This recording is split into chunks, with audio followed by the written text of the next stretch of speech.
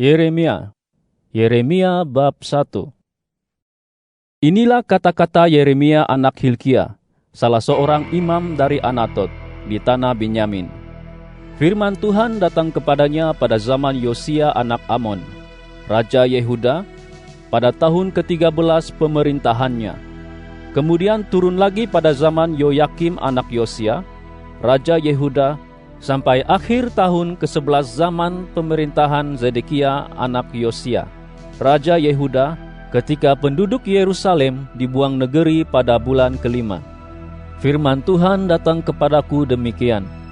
Sebelum aku membentuk engkau dalam kandungan, aku telah mengenal engkau. Sebelum engkau keluar dari rahim, aku telah mentabiskan engkau. Aku telah melantik engkau sebagai nabi kepada bangsa-bangsa. Tetapi aku berkata, Aduh, ya Tuhan Allah, sesungguhnya aku tidak tahu bertutur, karena aku ini masih muda lagi. Firman Tuhan kepadaku, Jangan katakan, aku ini masih muda lagi, karena engkau harus pergi kemana-mana sahaja aku mengutusmu, dan engkau harus menyampaikan apa-apa sahaja yang kuperintahkan kepadamu. Jangan takut kepada mereka, kerana aku menyertai engkau dan akan membebaskan engkau. demikianlah firman Tuhan. Lalu Tuhan menghulurkan tangannya dan menjamah mulutku. Firman Tuhan kepadaku, Sesungguhnya aku memberitahukan firman-Ku kepadamu. Lihatlah, pada hari ini aku melantik engkau untuk menerajui bangsa-bangsa dan kerajaan-kerajaan, untuk mencabut dan meruntuhkan, untuk membinasakan dan menggulingkan, untuk membina dan menanam. firman Tuhan datang lagi kepadaku demikian. Apakah yang kau lihat, Yeremia? Jawabku, Aku melihat sebatang dahan pokok badam.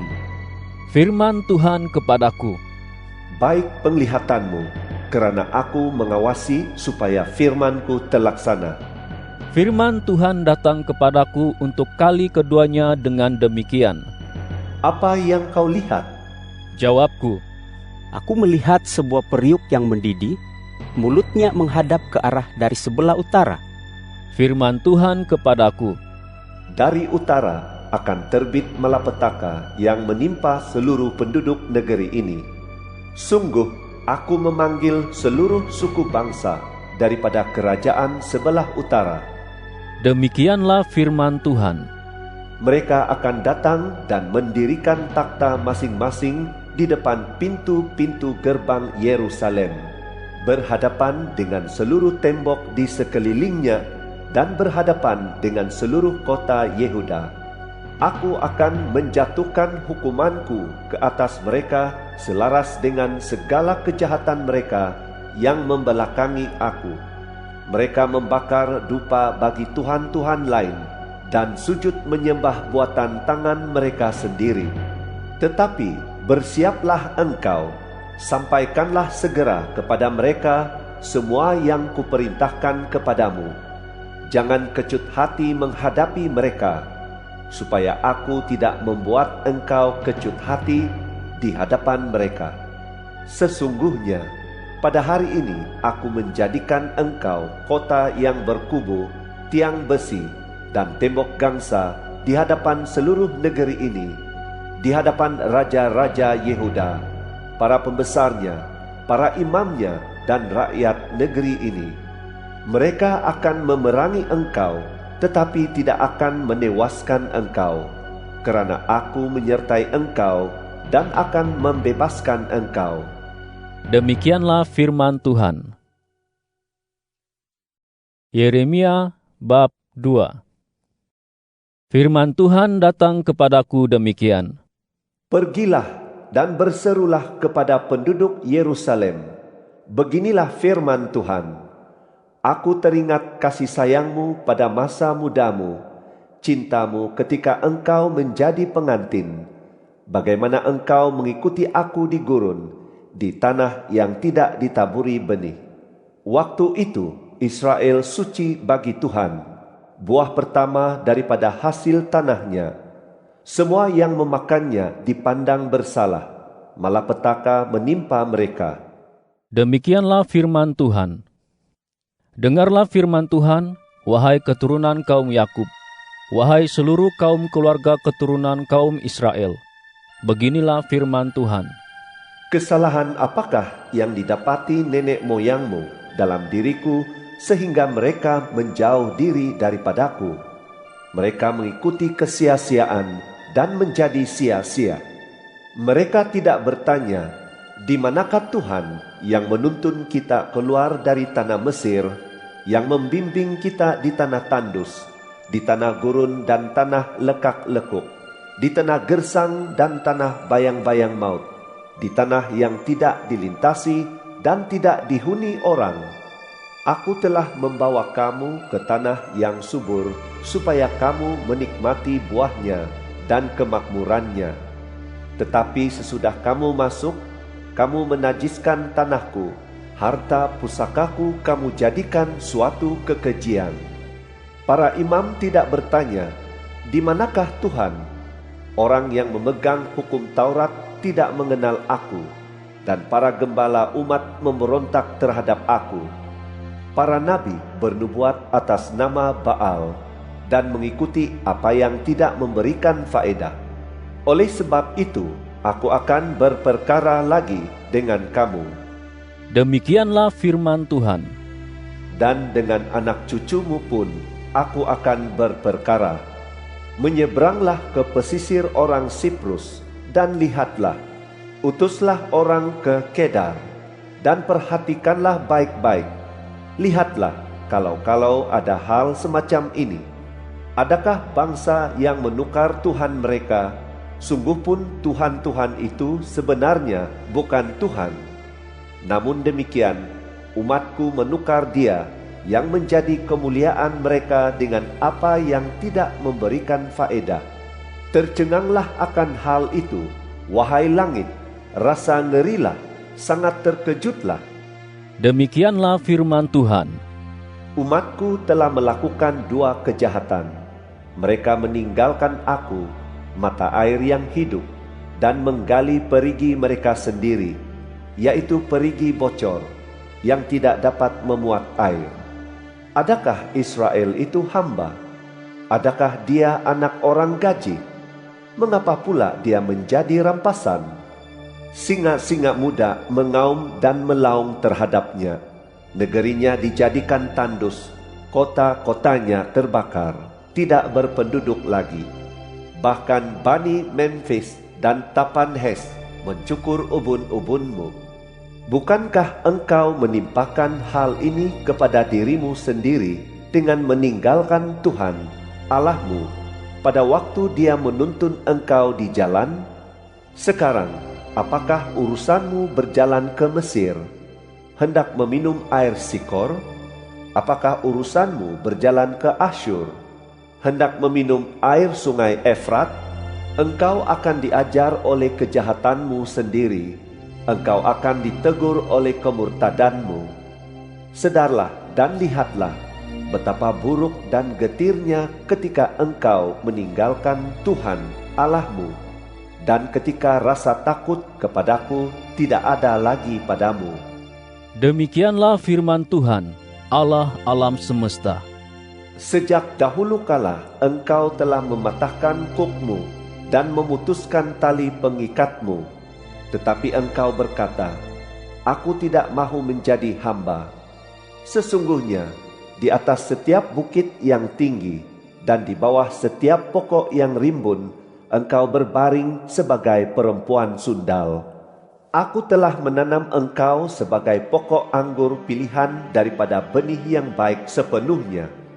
Bagaimana mungkin engkau berubah menjadi pokok anggur liar yang busuk? Sekalipun engkau mencuci dirimu dengan garam abu dan memakai banyak sabun, noda kesalahanmu tetap ada di hadapanku. Demikianlah firman Tuhan Allah. Bagaimanakah mungkin engkau berkata, aku tidak najis, aku tidak mengikuti para Baal? Lihatlah perilakumu di lembah, sedarilah apa yang telah kau lakukan. Engkau seperti unta betina tangkas yang berlari ke sana kemari di jalannya sendiri, dan seperti keldai liar yang terbiasa hidup di gurun, yang menghirup udara sesuka hatinya. Siapakah yang dapat menahan nafsunya untuk mengawan? Semua yang mencarinya tidak perlu berlelah-lelah. Mereka akan menemuinya pada bulan musim mengawan. Jagalah supaya kasut tidak tanggal daripada kakimu, dan korongkongmu tidak dahaga. Tetapi engkau berkata, tiada harapan lagi, tidak mungkin. Aku mencintai orang asing dan aku mahu mengikuti mereka. Seperti pencuri berasa malu apabila tertangkap, demikianlah keturunan kaum Israel berasa malu. Mereka, raja mereka, pembesar mereka, imam mereka, dan nabi mereka, yang berkata kepada kayu, engkaulah Bapakku, dan kepada batu, engkaulah yang melahirkan aku. Mereka menghadapkan punggung mereka kepadaku, bukan muka mereka, tetapi pada waktu kesusahan mereka berkata, segeralah, selamatkan kami. Di manakah Tuhan-Tuhanmu yang kau buat untuk dirimu? Biarlah mereka bangkit jika mereka dapat menyelamatkan engkau pada waktu kesusahanmu. Sebanyak jumlah kotamu, demikianlah banyaknya Tuhanmu, wahai Yehuda. Mengapakah kamu hendak menentang aku? Kamu semua telah menderhaka terhadap aku. Demikianlah firman Tuhan. Sia-sia sahaja aku menghukum anak-anakmu. Mereka tidak mahu menerima pengajaran. Pedangmu sendiri telah memakan habis para nabimu, seperti singa yang membinasakan. Wahai kamu angkatan yang terkini, perhatikanlah firman Tuhan. Adakah aku telah menjadi gurun bagi Israel, atau tanah yang gelap gelita? Mengapa umatku berkata, kami sudah bebas, kami tidak mahu datang kepadamu lagi? Dapatkah seorang dara melupakan perhiasannya, atau seorang pengantin perempuan melupakan baju pengantinnya? Namun demikian, umatku melupakan aku selama waktu yang tidak terhitung jumlahnya. Betapa pintar caramu mencari cinta. Oleh sebab itu, perempuan jahat pun belajar daripada caramu. Apatah lagi pada jubahmu didapati darah orang sesak yang tidak bersalah, yang tidak kau ketahui sedang mencuri. Sekalipun semua ini nyata, engkau berkata, aku tidak bersalah. Pastilah murkanya telah surut daripadaku. Ketahuilah, aku akan mengadili engkau, kerana engkau berkata, aku tidak berdosa. Mengapa begitu mudah engkau pergi mengubah-ubah jalanmu? Engkau akan malu kerana Mesir juga, sebagaimana engkau malu kerana Asyur. Dari sana pun engkau akan keluar dengan tangan di atas kepala, kerana Tuhan telah menolak mereka yang amat kau harapkan, dan engkau tidak akan berhasil dengan mereka. Yeremia bab 3. Firman-Nya, kalau seorang lelaki menceraikan istrinya, lalu perempuan itu pergi meninggalkannya, lalu menjadi istri orang lain, adakah lelaki itu akan kembali lagi kepada perempuan itu? Bukankah bumi itu sudah sangat najis? Engkau telah berzina dengan ramai kekasih dan mahu kembali kepadaku? demikianlah firman Tuhan. Layangkanlah pandang ke bukit-bukit yang gondol dan lihatlah, di manakah engkau tidak pernah ditiduri? Engkau duduk di tepi jalan menantikan kekasih, duduk seperti orang Arab di gurun. Engkau telah menajiskan negeri ini dengan perzinaanmu dan dengan kejahatanmu. Oleh sebab itu, hujan lebat tertahan, dan hujan akhir musim tidak turun. Namun demikian, pendirianmu seperti perempuan sundal, dan engkau tidak tahu malu. Bukankah baru sahaja engkau berseru kepadaku, Bapakku, engkaulah sahabatku sejak masa mudaku. Masakan dia memendam amarah untuk selama-lamanya? Masakan dia menyimpan murka untuk seterusnya? Itulah yang kau katakan, tetapi sedapat-dapatnya engkau melakukan kejahatan. Pada zaman Raja Yosia, Tuhan berfirman kepadaku, Sudahkah kau lihat apa yang dilakukan Israel, perempuan murtad itu? Dia pergi ke atas setiap gunung yang tinggi dan ke bawah setiap pokok yang rimbun, lalu berzinah di sana. Fikirku, setelah dia melakukan semua itu, dia akan kembali kepadaku. Tetapi dia tidak juga kembali.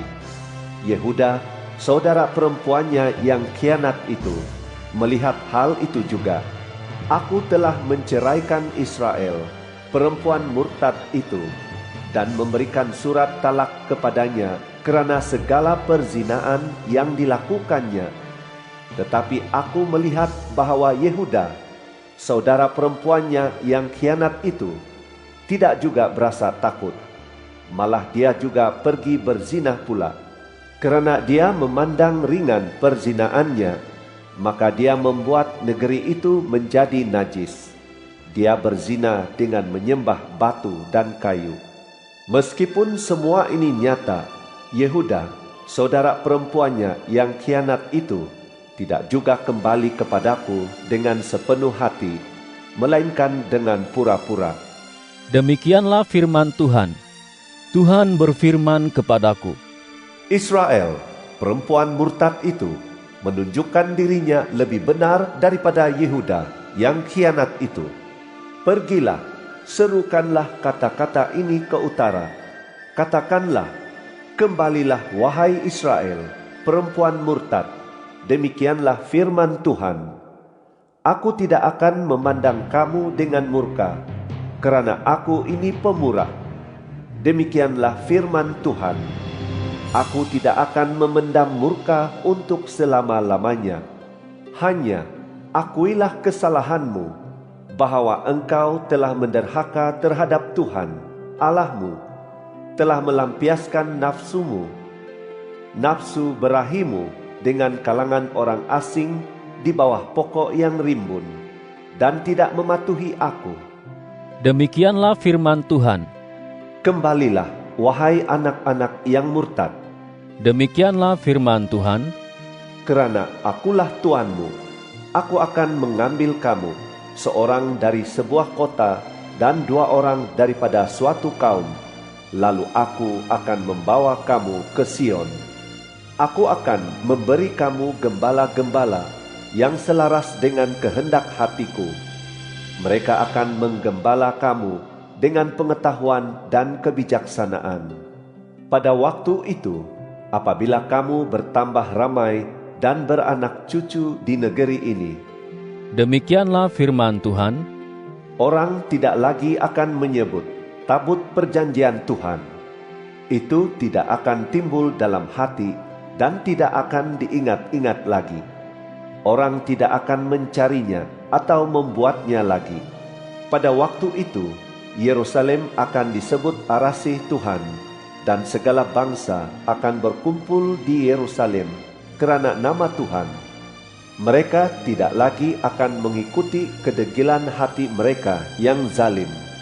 Pada masa itu, keturunan kaum Yehuda akan berjalan bersama keturunan kaum Israel, dan mereka akan datang bersama-sama dari negeri utara ke negeri yang telah kukurniakan kepada nenek moyangmu sebagai harta pusaka.